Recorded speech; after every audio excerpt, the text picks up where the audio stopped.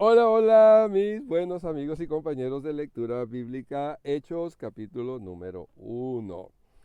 Yo no sé cuántos de ustedes saben, pero prácticamente ningún libro de la Biblia tiene título original. Todos ellos fueron escritos en rollos y los rollos no tenían título. Los títulos son puestos en algún momento de la historia más cercana, ya sea por judíos, por cristianos, ¿verdad?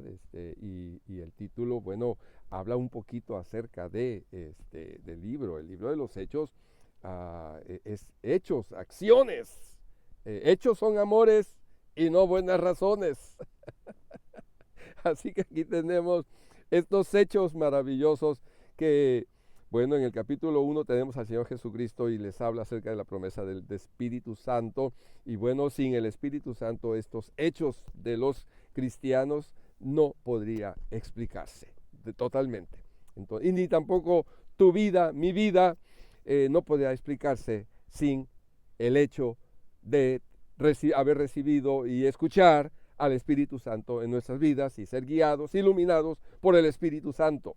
Así que vamos a leer esta porción preciosa. Estimado Teófilo, en mi primer libro, el que conocemos como Lucas, me referí a todo lo que Jesús comenzó a hacer y a enseñar hasta el día en que fue llevado al cielo, luego de darles instrucciones por medio del Espíritu Santo a los apóstoles que había escogido.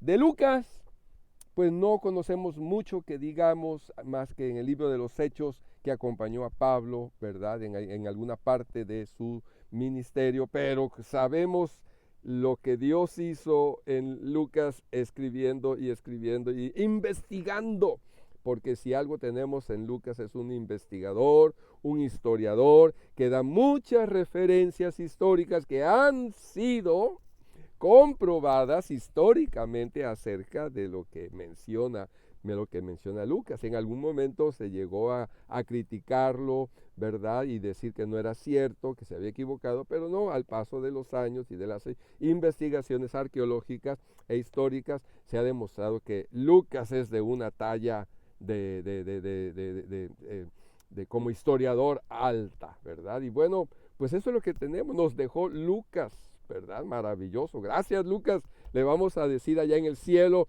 porque te dejaste guiar por el Espíritu Santo para investigar todo esto y escribir, y ha sido maravilloso.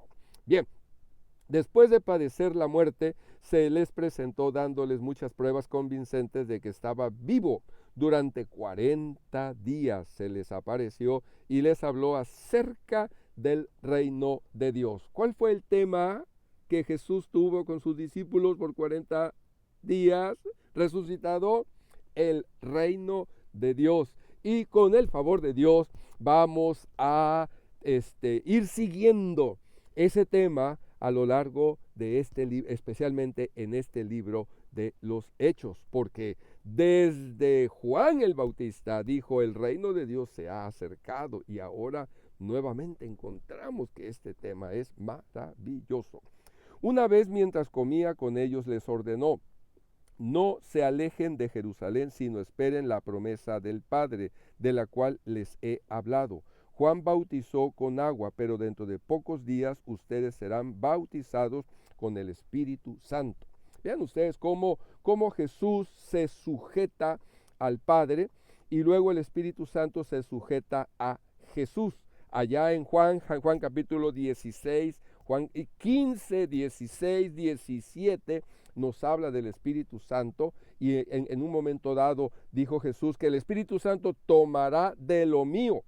Dice: todo lo que tiene el Padre es mío, dijo Jesús, y de lo mío tomará el Espíritu Santo. Vean ustedes cómo hay una sujeción del Padre al Hijo, del Hijo al Espíritu Santo. Aleluya. Bien, verso 6.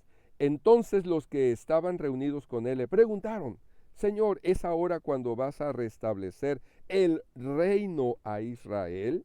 Fíjense cómo el tema del reino de Dios fue el tema de estos últimos 40 días de manera especial con los discípulos. Y ahora, después de 40 días y sobre el tema, perdón que lo diga así, pero estos cabezones Dice, vas a restablecer el reino a Israel, a la nación de Israel, el reino. Y digo cabezones, perdón por la expresión, ¿verdad? Porque la respuesta de Jesús es, no les toca a ustedes conocer la hora ni el momento determinados por la autoridad misma del Padre, les contestó Jesús, ¿verdad? Entonces, el tema de conversación, de estudio de Jesús, fue 40 días el reino de Dios, y luego vienen ellos diciendo, oye, y vas a hacer que Israel se restablezca y que tú seas el rey en este tiempo. Bueno, no, Jesús les dijo, no les toca a ustedes, dejen eso en paz, ese tema en paz, y eso nos lo diría y nos lo dice hoy en día con tanto que se habla acerca de la nación restaurada de Israel, esa nación, desde a fines de la Segunda Guerra Mundial. Bueno, pero cuando venga el Espíritu Santo sobre ustedes, recibirán poder y serán mis testigos. O sea, dejen ese tema, ese asunto de restablecer el reino a Israel. Dice, cuando venga el Espíritu Santo sobre ustedes, recibirán poder y serán mis testigos, tanto en Jerusalén como en toda Judea y Samaria y hasta los confines de la tierra. O sea, el Espíritu Santo ya estaba con ellos, después estaba en ellos y ahora iba a estar sobre ellos. Ok, bueno. Habiendo dicho esto, mientras ellos lo miraban, fue llevado a las alturas hasta que una nube lo ocultó de su vista.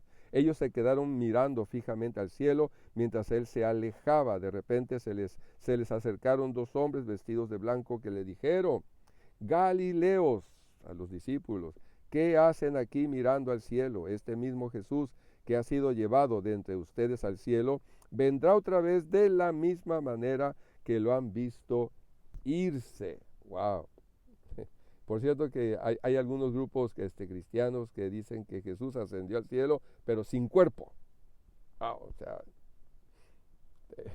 que a veces tenía cuerpo y a veces no tenía cuerpo. Bueno, hay tantas ideas y tantas cosas que se dicen. Hay que esforzarnos para estudiar y responder y buscar las mejores respuestas con la ayuda de Dios. Entonces regresaron a Jerusalén desde el monte llamado de los Olivos, situado aproximadamente a 1 kilómetro de la ciudad. Cuando llegaron, subieron al lugar donde se alojaban. Estaban allí Pedro, Juan, Jacobo, Andrés, Felipe, Tomás, Bartolomé, Mateo, Jacobo, hijo de Alfeo, Simón el celote y Judas, hijo de Jacobo. Todos en un mismo espíritu se dedicaban a la oración, junto con las mujeres y con los hermanos de Jesús y de su madre María. No sabemos mucho de lo que hicieron todos los apóstoles. Aquí en el libro de los Hechos, con trabajo a 2, 3 apóstoles, vamos a saber de sus acciones. De ahí en fuera prácticamente no sabemos nada, y de muchos otros cristianos, de Lázaro, ¿verdad? De Marta, de María, a dónde fueron, qué hicieron, ¿verdad? Hay mucha ignorancia y no hay problema con ello, pero hay que preguntarse, ¿verdad? Y quizás si te gusta la historia y la tradición, pues vas a encontrar respuesta que allá en Italia, allá en España, allá en Alemania, allá en Turquía, allá se fueron ellos, allá en la India, en fin. Bueno, verso 15, por aquellos días Pedro se puso de pie en medio de los creyentes, que eran un grupo como de 120 personas, y les dijo, hermanos, tenía que cumplirse la escritura que por boca de David había predicho el Espíritu Santo en cuanto a Judas, el que sirvió de guía a los que arrestaron a Jesús. Judas se contaba entre los nuestros y participaba en nuestro ministerio. Con el dinero que obtuvo por su crimen, Judas compró un terreno, allí cayó de cabeza, se reventó y se le salieron las vísceras. Bueno, algunos han llegado a criticar de que esta versión de la muerte de Judas no es exactamente la misma versión de los otros evangelios, pero hay tantos detalles que la Biblia, que Dios no se ha preocupado por armonizar al 100%, o sea, los testimonios así son, cada quien da el testimonio según lo que oyó, experimentó y todo, y creo yo que tenemos suficiente confianza como para confiar en la palabra de Dios. Yo creo que sí. Todos en Jerusalén se enteraron de ello, así que aquel terreno fue llamado Acéldama, que en su propio idioma quiere decir campo de sangre. Porque en el libro de los Salmos, continuó Pedro, está escrito que su lugar quede desierto y que nadie lo habite. También está escrito que otro se haga cargo de su oficio. Por tanto, Es preciso que se una a nosotros un testigo de la resurrección, uno de los que nos acompañaban todo el tiempo que el Señor Jesús vivió entre nosotros, desde que Juan bautizaba hasta el día en que Jesús fue llevado entre nosotros. Pedro dice, es preciso, es necesario que haya un sustituto para Judas. Pues la verdad es que la necesidad de un cuerpo apostólico 12, pues la verdad en todo el resto del Nuevo Testamento no se nota totalmente, no hay tal cosa. Pero bueno, Pedro fue lo que propuso y fue lo que se aceptó, ¿verdad? Verso 23, así que propusieron a dos, a José llamado Barsabás, apodado el Justo, y a Matías, y oraron así: Señor, tú que conoces el corazón de todos, muéstranos a cuál de estos dos has elegido, para que se haga cargo del servicio apostólico que Judas dejó para irse al lugar que le correspondía. Luego echaron suertes. Bueno, esa práctica de echar suerte la vemos aquí, pero no la vemos en otros lugares, como para poder decir que eso es lo que necesitamos hacer para hacer elecciones.